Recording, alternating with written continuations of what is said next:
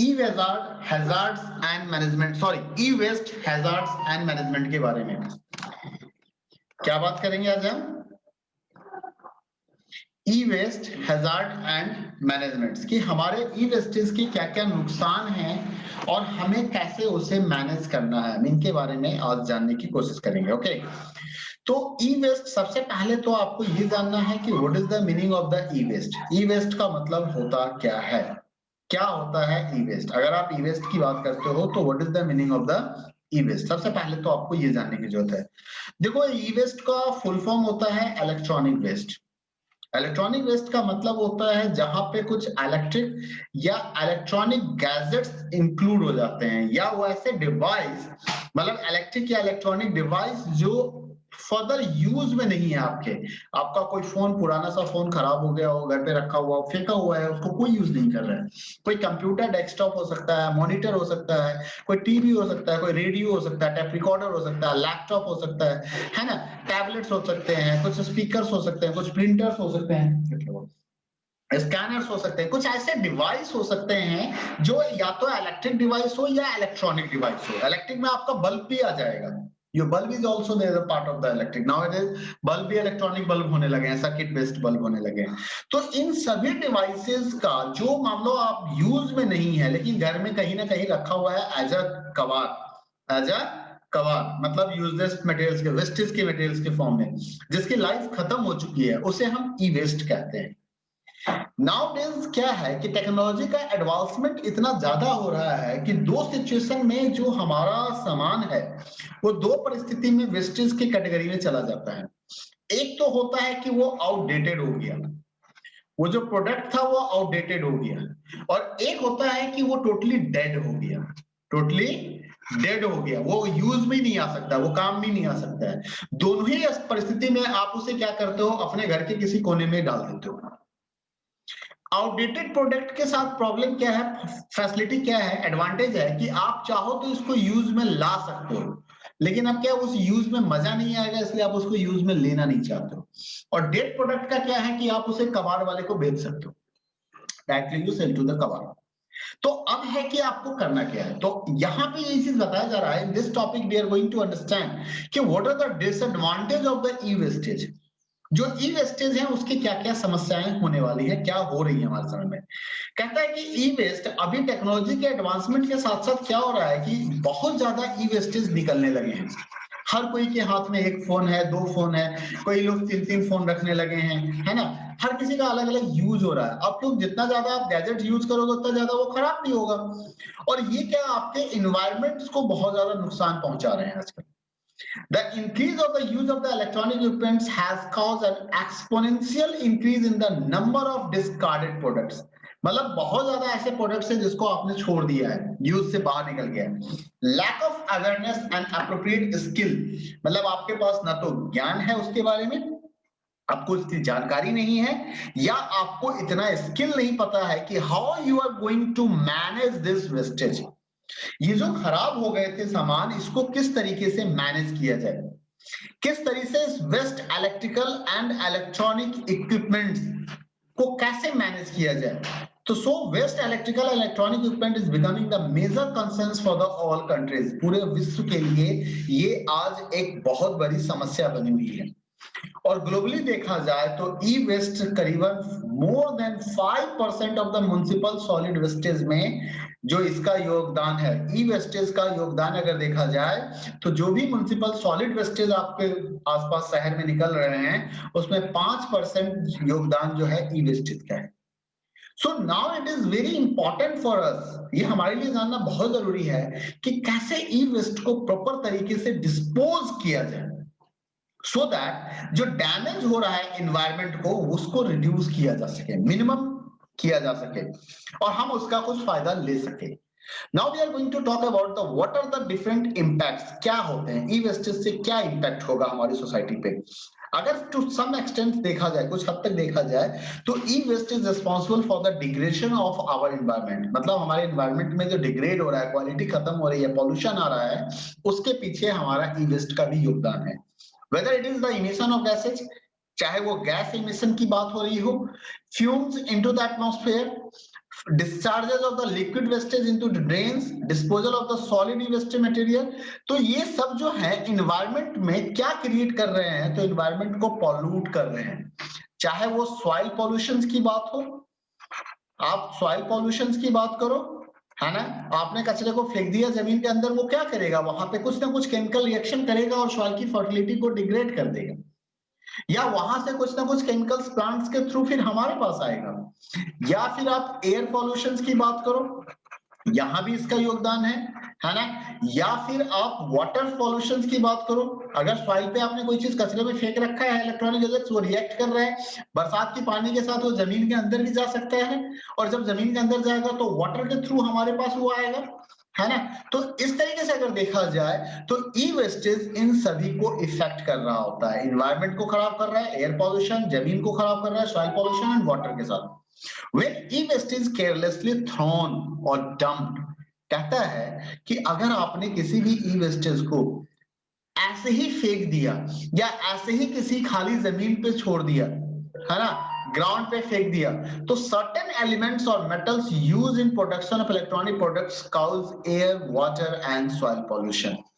मतलब कुछ ऐसे उसके केम प्रोडक्ट्स होते हैं ई वेस्टेज के अंदर में जिसके कारण वाटर पॉल्यूशन, सॉइल पॉल्यूशन और एयर पॉल्यूशन हो सकता है।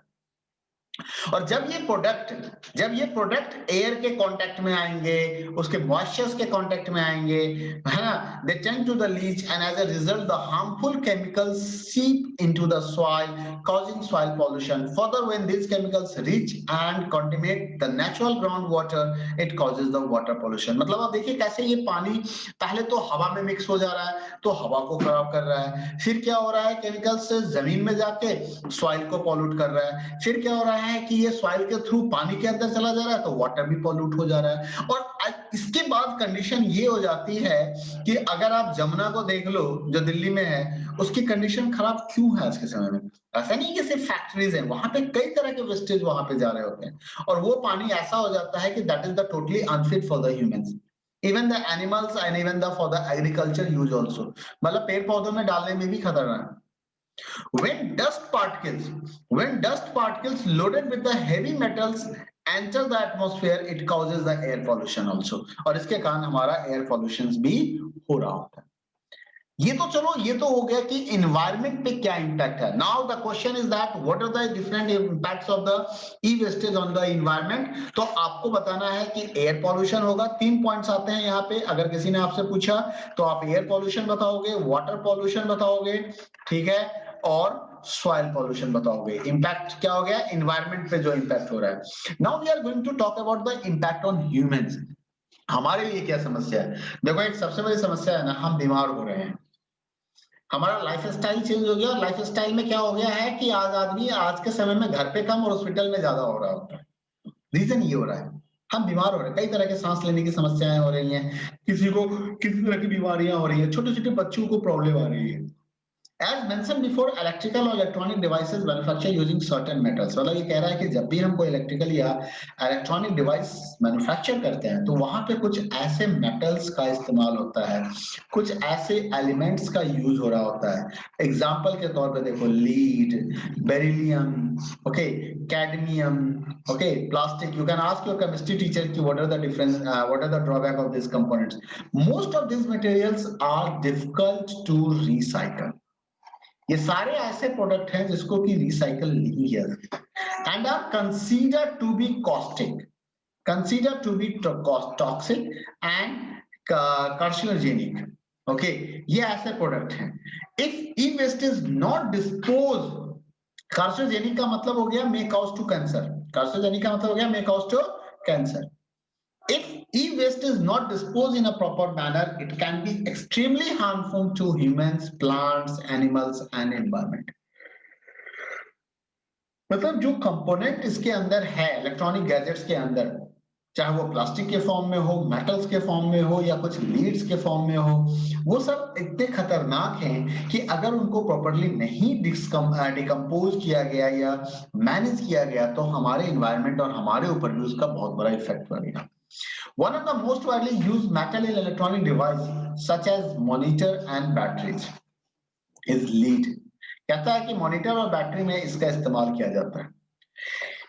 क्या है कि कहता है कि जब ये लीड ह्यूमन बॉडी में एंटर्स कर जाएगा through contaminated food, water, air and soil, मतलब जो भी प्रदूषित खाने की चीजें हैं या पानी है या जल मिट्टी है, हवा है और मिट्टी है, इसके थ्रू किसी तरीके से हमारे शरीर में अगर चला जाए तो ये क्या करेगा, हमारे शरीर के अंदर में पॉइजन जनरेट करेगा और उस पॉइजन के कारण हमारा किडनी खराब हो सकता है, हमारे ब्रेन में प्रॉब्लम आ सकती है, हमारा नर्वस सिस्टम खराब हो सकता है।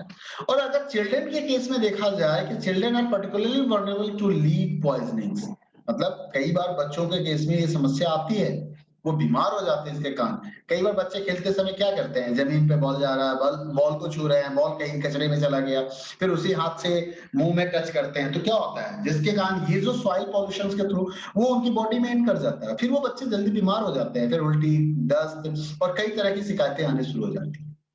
When e-waste such as electronic circuit boards, अब देखो आपने कोई भी आपका लैपटॉप का मदरबोर्ड कह लो या आप छोटा सा एक डिवाइस खरीद के लाओ तो उसमें भी छोटी सी सर्किट बोर्ड होते हैं, that is called electronic board, और बर्न फॉर डिस्पोजल, मतलब उसको डिस्पोज करने के लिए जलाया जाता है, उसको डिस्पोज करने के लिए जलाया जाता है।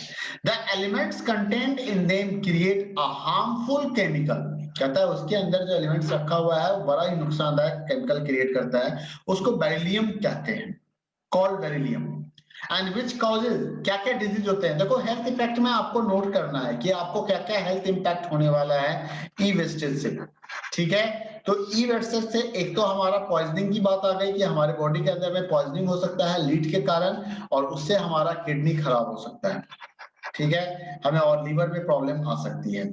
उसके बाद देखो यहाँ पे क्या क्या है कि बेरिलियम के कारण क्या होता है, स्किन डिजीजेस, एलर्जी हो सकती है आपको, increase risk of the lung cancer, lung cancer की प्रोबेबिलिटी बढ़ जाती है, burning of insulated wires to extract copper, आप देखते होंगे कई बार गली कबाड़ के दुकान पे देखते होंगे कि वो पुराने पुराने तार खरीद के ले जाता है और उसको जला के उसमें से कॉपर निकालता है। कहता है कि जो ये वायर को जो जलाया जाता है, ऐसे केस में न्यूरोलॉजिकल डिसऑर्डर्स होने की संभावनाएं बढ़ जाती है इसके कारण। Some of the electronic device contain mercury, कुछ ऐसा डिवाइस है जिसके अंदर मरकरी का यूज किया जाता है, आज जिसके कारण क्या होता है, रेस्पिरेटरी सिस्टम्स में प्रॉब्लम आ जाती है, मतलब यहाँ पे प्रॉब्लम किस में आ गई, रेस्पिरेटरी सिस्टम में, ब्रेन डैमेज की समस्या हो सकती है, आदमी का दिमाग खराब हो सकता है। तो देखो बॉडी के हर एक पार्ट को इंपैक्ट किया जा रहा है ना, अभी हमने यहाँ पे क्या देखा था, किडनी देखा, ब्रेन देखा और सेंट्रल नर्वस सिस्टम देखा, हमारा nervous system, kidney, brain, body का कुछ पार्ट्स यहाँ पे आ गए। यहाँ हम क्या देख रहे हैं, हमें स्किन प्रॉब्लम हो रही है, लंग कैंसर हो रहा है, यहाँ पे न्यूरोलॉजिकल डिसऑर्डर्स हो रहे हैं। उसके बाद हमने क्या देखा, रेस्पिरेटरी सिस्टम में प्रॉब्लम आ गई, ब्रेन में प्रॉब्लम, ब्रेन ऊपर भी और नीचे भी आ गई। एक दूसरा कंपोनेंट्स यूज होता है इनके अंदर, this is called cadmium. Cadmium, cadmium क्या होता है, कैडमियम सेमीकंडक्टर्स के अंदर होते हैं, जो ट्रांजिस्टर कंडेंसर होते हैं उसको सेमीकंडक्टर इसके अंदर होते हैं, एंड रजिस्टर्स के अंदर ये यूज किया जाता है, and it can also damage the kidney, liver and bones. देखो अब यहाँ पे बोन्स में भी प्रॉब्लम आ गया, किडनी, लीवर एंड बोन्स में भी। None of the electronic devices are manufactured without using plastic, सही बात है, आज के समय में प्लास्टिक के बिना कुछ यूज ही, कोई भी कंपोनेंट तैयार नहीं होता है, लैपटॉप की बॉडी हो जाए कि कोई भी, है ना, तो प्लास्टिक हर जगह यूज हो रहा है, and when this plastic reacts with air and moisture it passes harmful chemicals into the soil and water resources, and when consumed it damages the immune system, ये आपके immune system को खराब कर रहा है, immune system of body, and also cause the psychological problem like stress and anxiety, ऐसे भी कुछ प्रॉब्लम आपको आ सकते हैं।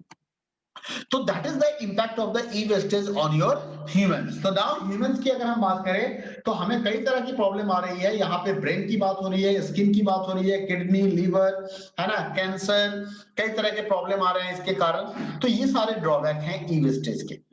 अब है कि how we can resolve this problem. अब देखो इस प्रॉब्लम को 100% तो समाप्त नहीं किया जा सकता है। क्यों नहीं किया जाता है, आप 100% यूज करना बंद कर दो, ई वेस्टेज खत्म हो जाएगा, जो हो चुका सो हो चुका, आगे नहीं होगा।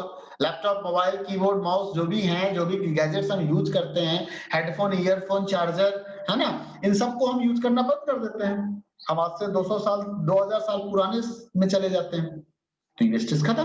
But this is not possible. तब क्या सॉल्यूशन है? हम बंद तो नहीं कर सकते, हम मैनेज कर सकते हैं। हम मैनेज कर सकते हैं इन प्रॉपर वे में। हम ये डिसाइड करेंगे कि how we are going to dispose the e waste in proper, and this is called e waste management. E waste management क्या है? एक इफिशिएंट डिस्पोजल टेक्निक है। क्या है किसके बारे में? जहां पे आप इसे कंप्लीटली डिस्ट्रॉय नहीं कर सकते हो, you can't destroy it completely, still certain steps and measures have to be taken to reduce the harm। हमें क्या करना है यहाँ पे कि हम इसे completely destroy तो कर ही नहीं सकते हैं, तो हम यहाँ पे कुछ ऐसे steps लेंगे, कुछ ऐसे काम करेंगे so that कि इसका जो नुकसान होना है ना उसे हम reduce कर सकें, हम नुकसान को कम कर सकें, जो ह्यूमन और एनवायरनमेंट पे जो इसका इम्पैक्ट हो रहा है उसके इम्पैक्ट को रिड्यूस किया जा सके। So some of the feasible methods of the e-waste, feasible method means जो करने लायक है, जो हो सकता है, e-managements are reduce, reuse and recycle। कहता है कि सबसे पहला काम है रिड्यूस करो, रीयूज करो और रिसाइकल करो। ये तीन स्टेप्स जो हैं ये सबसे फिजिबल मेथड्स होते हैं ई वेस्टेज को डिस्पोज करने का। रिड्यूस का मतलब है कि we should try to reduce the generation of the e waste by purchasing the electronic electrical devices only according to our need। मतलब आवश्यकता के हिसाब से ही हम खरीदें, हम बेफालतू का सामान नहीं खरीदे, एक के रहते दूसरे की जरूरत नहीं हो। Also they should be use their maximum capacity। और दूसरा है कि अगर कोई सामान आप यूज कर रहे हो तो उसके मैक्सिमम कैपेसिटी तक उसको यूज करो, उसके मैक्सिमम लिमिट तक जाके उसको यूज करो, and discarded only after their useful life. और तभी फेंको जब लगे कि अब उसका काम खत्म हो चुका है। अब ये एकदम लास्ट स्टेज में आ गया। नॉर्मली हमारे लाइफ में ऐसा नहीं होता है, हमारे पास कोई चीज रहता है उसके बावजूद भी हम कोई नई चीज परचेज करके ले आते हैं, हमें लगता है कि अभी कुछ दिन और चल सकता है, लेकिन उसके बावजूद भी क्योंकि हमें प्रॉब्लम होने लगती है हम उस प्रॉब्लम को टॉलरेट नहीं कर पाते हैं और हमें नया सामान परचेज कर लेते हैं। इसका भी एक सॉल्यूशन है कि आप मैक्सिमम कैपेसिटी तक कैसे यूज कर सकते हो, तो प्रॉपर मेंटेनेंस से। अगर आप इलेक्ट्रॉनिक कंपोनेंट्स का प्रॉपर मेंटेनेंस करोगे, इलेक्ट्रॉनिक डिवाइसेस का प्रॉपर मेंटेनेंस करोगे, तो आप उसके लाइफ स्पैन को इंक्रीज कर सकते हो, आप ज्यादा दिन तक उसे यूज कर सकते हो। नेक्स्ट आता है रीयूज। रीयूज का मतलब क्या है कि it is the process of reusing the electronic और electric wastage after slight modifications. मतलब उसको हम दोबारा इस्तेमाल में ला सकते हैं। कई बार क्या होता है छोटे मोटे चेंजेस करने के बाद वो यूज में आ जाते हैं। कबाड़ वाले को देखोगे कई सारे लोग हैं जो कई नई चीजें डेवलप कर देते हैं थ्रू द कबाड़ only, and that electronic equipment that is still functioning should be donated or sold to someone who is still willing to use it। एक तो हो गया कि आप उसके अंदर में कुछ स्लाइड मॉडिफिकेशन करके यूज कर लो, अगर कोई सामान पुराना हो गया तो बेच दो ना उसको, किसी और को मान लो उसकी जरूरत हो, आपकी नीड्स जो है वो पहले इतनी ही थी तो आपने इसके हिसाब से कोई सामान खरीदा, आज आपकी नीड इतनी बड़ी हो गई है वो सामान फुलफिल नहीं कर पा रहा आपकी नीड को, तो आप इसको सेल आउट करो और फिर एक नया सामान परचेज कर लो, है ना। The process of reselling old electronic goods at lower price is called refurbishing. मतलब ये एक टर्म है जिसको ध्यान रखना है कि what is refurbishing. What is refurbishing? The process of reselling old electronic goods at lower prices is called refurbishing। इसके बाद आता है हमारे पास एक कंसेप्ट आता है रिसाइकल। हम रिसाइकलिंग कर सकते हैं। Recycling is what? Recycling is the process of conversion of electronic devices into something that can be used again and again। Recycling is the process of conversion electronic device into something that can be used again and again in some of the other manner। कुछ दूसरे form में हम उसको use कर सकें। Only those products should be recycled that cannot be repaired। ऐसे product को recycle करना चाहिए जो रिपेयर नहीं हो सकते हैं, रिफर्बिश नहीं हो सकते हैं, रीयूज नहीं हो सकते। To promote recycling, many companies and NGOs are providing door-to-door pickup facilities to collecting the e-waste from the home and offices। मतलब उसको रिसाइकल करके दोबारा यूज में लाया जाता है, उसको थोड़ी बहुत रिपेयर करके उसको दोबारा यूज में लाया जाता है। Now e-waste management in India। Now we are going to talk about the India कि इंडिया के अंदर में क्या-क्या e-waste management है। कहते हैं in India the Environmental Protection Act 1986 has it in enacted to punish people responsible for causing any form of the pollution by paying for the damage done to the natural environment. कहता है India के अंदर में act है environment protection act 1986, जिसके through आपको punishment दिया जा सकता है अगर आप किसी तरह से एनवायरमेंट को डैमेज कर लो. According to this act, polluter pays principle. Anyone causing any form of the pollution will pay the damage caused. मतलब अगर आपके कारण की गलती से अगर कोई पॉल्यूशन आपने फैलाया और उसके कारण अगर कुछ नुकसान हो रहा है तो वो नुकसान की भरपाई आपसे ही की जाएगी, उसकी पेनल्टी आपको ही देनी होगी. Any violation of provision of this act is liable for punishment. और अगर कुछ ऐसा खास होता है तो आपको जेल भी भेजा जा सकता है. The Central Pollution Control Board, full form, this is the important, इस full form को याद रखना है, ठीक है.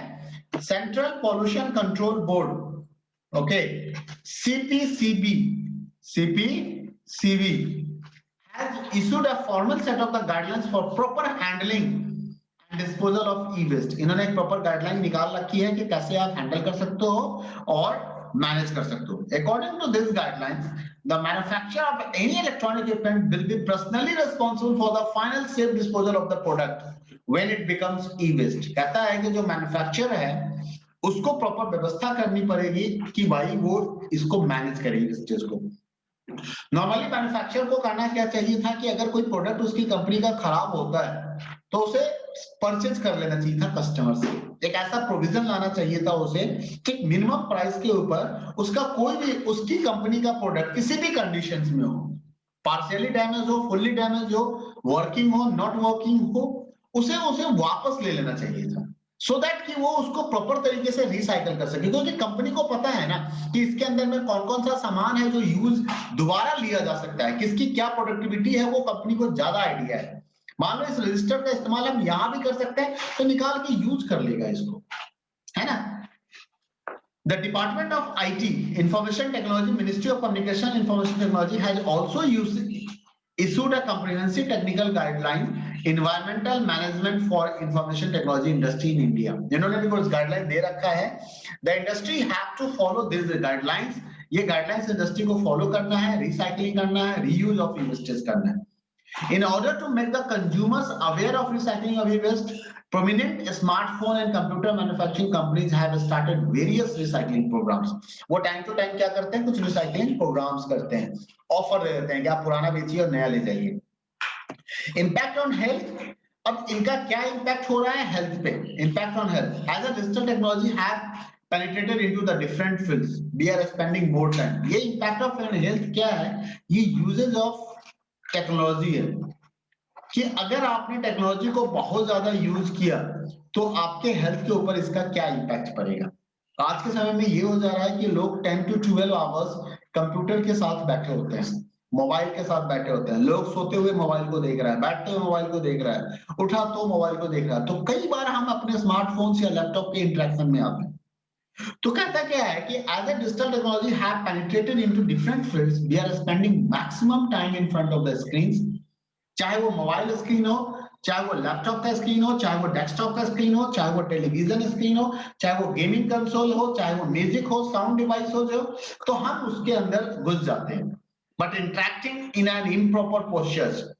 लेकिन अगर आप वहां पे प्रॉपर कंडीशंस में नहीं है, यूं लेटे हुए मोबाइल को यूज कर रहे हैं बेड के ऊपर, that can be bad for us physically and mentally. मतलब अगर आप प्रॉपर पोस्चर्स के साथ यूज करो तो इट्स ओके. सिर्फ चेयर पे बैठो, टेबल के सामने बैठो, टेबल पे रखो, सिस्टम को देखो, यूज करो. लैपटॉप है इसका मतलब ये नहीं कि हम बेड पे बैठ के ही काम करेंगे. Spending too much time on the internet can make you addictive and can have a negative impact on our physical and psychological well-being. However, these health concerns can be addressed to some extent. हम इसको कुछ हद तक control कर सकते हैं. कैसे? सबसे पहले हम अपने पोस्चर्स को ध्यान में रखें. हम अगर सही तरीके से बैठना शुरू कर दें, सही तरीके से हम कंप्यूटर को यूज करना शुरू कर दें, तो we can control it. Ergonomics is a branch. Ergonomics is a branch of science that deals with the designing or arranging workplace, including the furniture, equipment, systems, so that it becomes safe and comfortable for the users. Ergonomics एक branch है science का जो इन्हीं चीजों पे deal करता है. It helps us in reducing the strain on our bodies, including the fatigues and injuries due to the prolonged use. लगातार यूज करने से जो हमें नुकसान हो रहा है, इससे ये हमें बचाने में मदद करता है। When we continuously, अगर आप स्क्रीन पे लगातार देख रहे हो, आप लगातार टाइप कर रहे हो, टाइप करने से क्या होता है? सोल्जर में पेन होता है। चैटिंग करने से, प्लेइंग गेम से हमारे आंखों में दर्द स्टार्ट हो जाता है। Continuously exposed to glare coming from the screens and looking at the small handheld device make it worse. Eye strain is the symptom, मतलब आंखों में दर्द होना या आंखों में समस्या हो जाना, देखने में दिक्कत होनी, ये सबसे बड़ी समस्या है।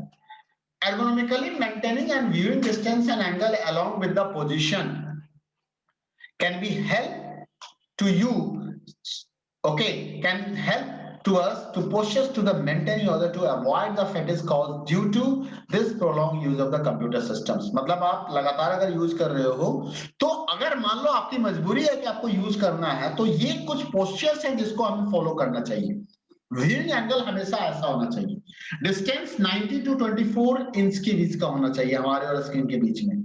90 डिग्री के एंगल पे हमें बैठना होगा, रिस्ट को हमेशा स्ट्रेट रखना होगा, सपोर्ट बैक सपोर्ट हमें मिलना चाहिए प्रॉपर तरीके से, ठीक है। फुट जो है वो जमीन पे होना चाहिए, एकदम फ्लैट फ्लैट, यूरी लटका के नहीं रखना है, जमीन पे होना चाहिए। इसकी हाइट देखो 23 से 28 इंच की बता रही है, इसकी हाइट होनी चाहिए। तो ये कुछ ऐसे चीज है, नी 90 डिग्री के एंगल पे होना चाहिए, सिट बैक 90 डिग्री होना चाहिए।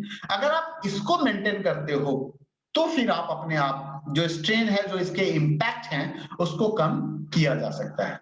Bad postures, backache, neck and shoulder pains हमारे अंदर हो सकता है और इसको बचाया जा सकता है अपने आप को इससे, अगर हम प्रॉपर पोजीशंस को मैनेज करें। Over use of the keyboard, over use of the keyboard, it's a physical keyboard or touch screen based virtual keyboard not aligned ergonomically can give rise to the painful conditions of the wrist and fingers। wrist और fingers में और shoulders में भी pen होते हैं। Stress, physical fatigue, obesity, ये सब भी अलग से एक समस्या है, हमारी बॉडी के ऊपर होता है अगर हम लगातार काफी देर तक हम सिस्टम के सामने बैठे हो, ठीक है। इसका दूसरा ऑप्शन भी है, मूवमेंट लेते रहो, उठते रहो थोड़ा सा, है ना। Now go with this exercise, you all will try to solve these questions given in this exercise, books is already shared with you, ठीक है। this is the important for us, so इसको solve करो and you can share the solution with me। so now the finally syllabus is over, in the next week we are going to discuss about the practical file and as well as project also। Anyone